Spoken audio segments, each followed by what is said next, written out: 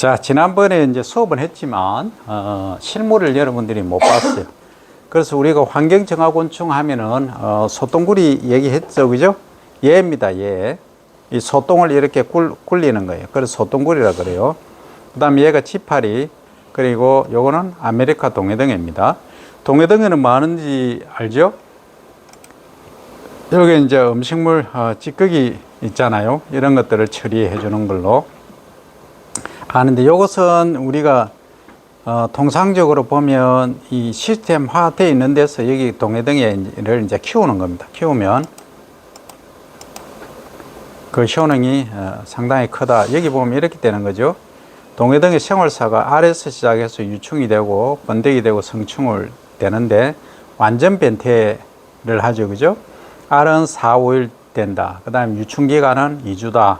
번데기도 2주다. 성충은 일주일이다. 이렇게 이해를 하시면 되고, 그래서 라이프 사이클 보면은 총 31일에서 40일, 한 40일 전후다. 이렇게 이해를 하면 됩니다. 그죠? 그 생육 저온은 27도씨에서 생육 저온이다. 그러면 어디에 서식하느냐 보면 물이나 썩은 유기물, 야채 등에 많이 있다. 그래서 잡식성 육식이고 초식성이기도 하다. 그죠? 그 다음 아메리카 동해등의 블랙 솔디어 플라이라고 BSF 서식지 생태 특성을 보면 이 왼쪽이 축사입니다. 그 다음 여기에 이제 축사 퇴비사, 그 다음에 생활 쓰레기장, 그 다음에 음식물 쓰레기장, 이런 데 애들이 잘 서식을 하고 있다는 거죠. 그럼 동해등어를 어떻게 활용하느냐 간단히 보면 이런 거예요. 여기 보면 왼쪽에 음식물 쓰레기가 있어요. 그런데 이것을 동해등어를 애벌레를 이제 투입, 당일입니다. 그리고 3일이 지나면 이렇게 변한다. 그럼 어느 정도 분해가 되느냐 하면 음식물 찌꺼기의 한 80%가 분해가 되는 거죠. 그래서 음식물 찌꺼기에 활용할 수 있다. 그런데 말입니다. 이런 게 있어요.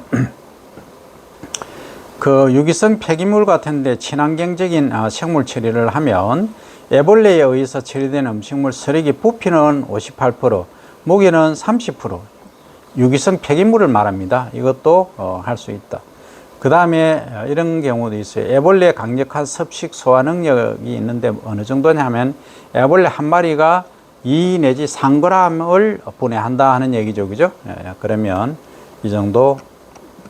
자, 예를 들면 음식물 쓰레기 10kg에 애벌레 약 5,000마리를 투입할 경우 3 내지 5일이면 음식물 80% 여기에 분해한 결과를 가지고 이야기를 하는 거예요. 그러니까 많이 투입하면 많이 투입할수록 효과가 높겠죠. 그죠?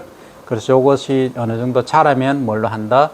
사료로 활용하거나 단백질 원으로 활용을 할 수가 있다 하는 거죠. 자, 예시입니다. 이것은 동해등의 애벌레 번데기 사료로 이제 활용을 하는데, 판매 가격은 우리나라에 이제 50g짜리를 425마리 정도 되는데, 요게 15,000원 정도. 경제적 가치로 보면 톤으로 하면은 약 8,000에서 4만 불입니다. 4만 불이면 얼마죠? 약 5천만 원 정도까지 되겠죠. 그죠? 톤당. 동해등의 애벌레 영양 성분을 보면 단백질이 42%, 토탈 단백질입니다. 크루드 프로테인이라고 하죠. 지방은 35%, 조섬유가 7%입니다. 그러고 물하고 해본이 16.1%. 아미노산 함량을 청어분과 함량은 청어 알죠? 푸른 고기 있죠? 등푸른 고기. 그리고 대두분말, 골육분보다 높다는 우수한 품질의 물고기, 양식, 사료, 첨가지로 활용을 할 수가 있는 게 동해등어이고, 현실에서는 미꾸라지 키울 때, 사육할 때 이게 많이 활용하고 있다. 그 다음에 동해등의 똥입니다. 똥. 그걸 이제 분변토라고 하죠. 곤충이 배설하는 그 고체, 그것을 분변토 이렇게 말합니다. 그죠? 그래서 유기농 퇴비로 활용한다. 그러면 이 장점이 뭐냐면 작물 생육을 촉진한다. 상추, 열무, 짠디에 실험을 해본 결과 그렇더라. 그리고 비료 공정에 규격에 적합하더라. 비료 원료로도 사용이 가능하다는 얘기죠.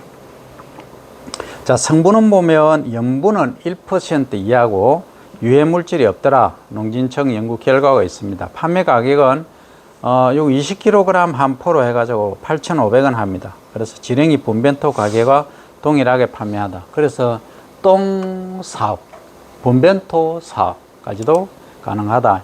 자, 그러면 주의사항이 뭐냐 하면 먹이를 줄 때 유기성 폐기물 중 주로 음식물 쓰레기 이용하는데 먹이를 줄 때 동계 등의 유충의 양에 맞게 주고 남은 음식물 쓰레기는 반드시 전실 등에 보관해서 절대 방치해서 부패되지 않도록. 부패되면 썩어내 나고 난리가 납니다. 그죠?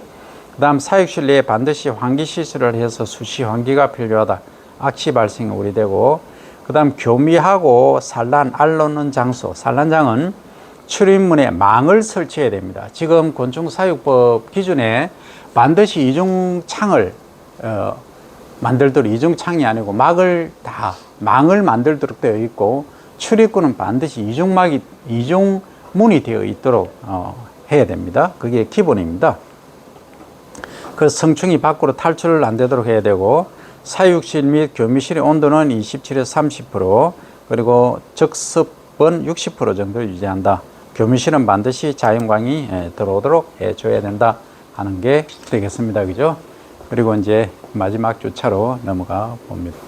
자, 이번 시간에 할 것은 이제 천적입니다. 천적은 우리가 산업화하는, 지금 하고 있는 거고 아주 대량으로 지금 많이 하고 있기 때문에 이것은 2학기 때 추가로 하겠지만 이런 게 있다 정도로 여러분들이 이해를 해주면 되겠어요. 자, 역사 배경 보면 건강과 환경에 대한 관심이 높아진다. 농약의 부작용을 우려하는 소비자가 증가하면서 천적을 이용한 생물적 방제 기술이 재조명되고 있다는 거죠. 그죠? 자, 이것을 좀 더 키워볼게요.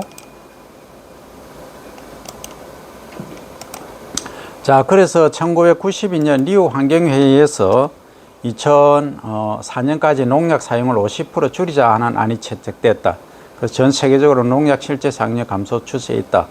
우리나라에서도 친환경 육성법을 제정해서 2020년까지 농약과 화학비료 사용량을 40% 줄인다. 그래서 친환경이나 유기농, 그리고 GAP는 Good Agricultural Product라고 해서 우수 농산물 관리란 프랙티스입니다. 그죠? 관리란 것으로 이 기준이 인정을 받은 농가의 판매량을 지속적으로 증가 추세에 있다. 그죠? 그 다음에 농산물 수출에 있어서도 병해출 금령 이외에 나라별 사용금지 농약이 새로운 무역 장벽으로 등장을 하고 있다 하는 겁니다.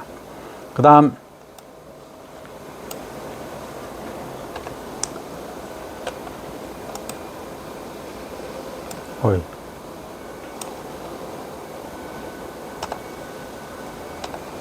BC 3000년경에 중국에서 오렌지 나무에 발생한 나방류 방지를 위해서 개미집을 옮겨준 것이 생물적 방제의 시초다.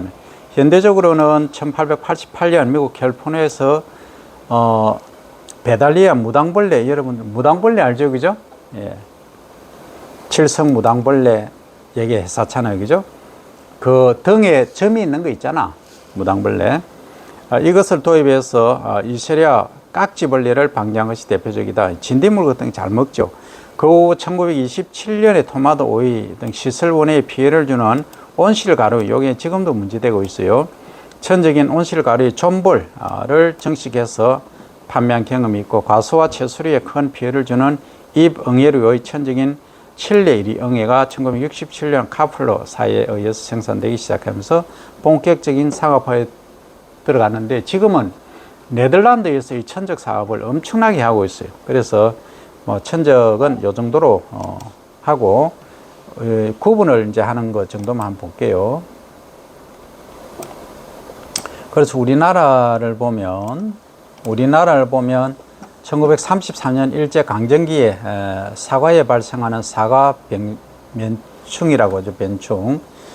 이것을 방지하기 위해서 사과 병충 존벌이라고 합니다. 이것을 일본에서 도입해서 정착시킨 것이 처음이고, 95년부터는 농촌진흥청에서 천적곤충 이용 연구가 본격적으로 시작됐고, 97년부터 칠레이리 응액의 농가 시범 사업을 실시했다.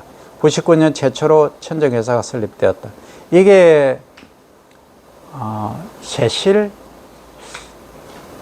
기업이 세실이지 아마 그럴 거예요.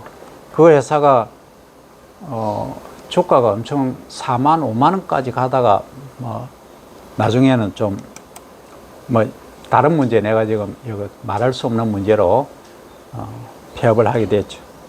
자, 90년대 이후 국내 첫 천적 사업도 활성화되기 시작을 했다. 여기 보면 천적 곤충은 포식자, 잡아먹는 거하고 기생자는 기생해서 사는 거예요. 몸속에 산다든지 해서 죽인다든지 그렇게 가는 거죠. 자, 요것을 이제 포식자 개념에서 보면 포식 응애가 있고 딱정벌레가 있고 풀잠자리, 노린재, 파리, 기타 등이 있다. 기생하는 것은 벌, 부채벌레, 파리, 기타 이런 것들로 크게 분류를 할 수 있다 하는 거예요. 그래서 요 구분은 이렇게 한다.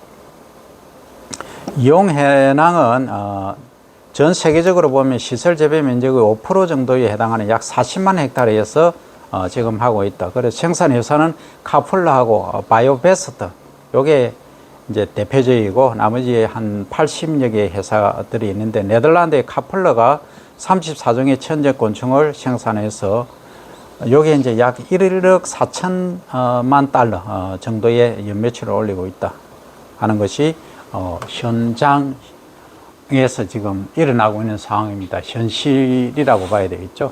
그래서 이제 여기까지 하고 질의응답 갑니다.